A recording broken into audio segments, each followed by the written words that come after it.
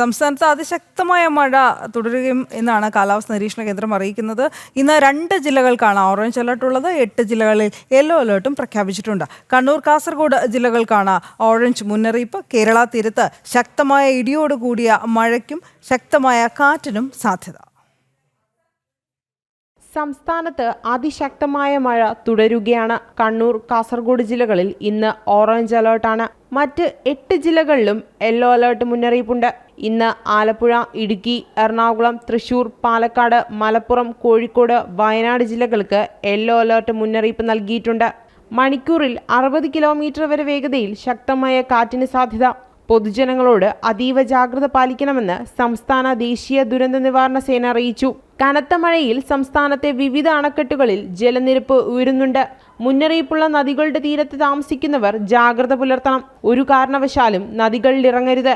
ഉയർന്ന തിരമാലകൾ ഉണ്ടാകുന്നതിനാൽ തീരപ്രദേശവാസികൾ ജാഗ്രത പാലിക്കാനും മുന്നറിയിപ്പ് നൽകുന്നു. ജനം, തിരുവനന്തപുരം.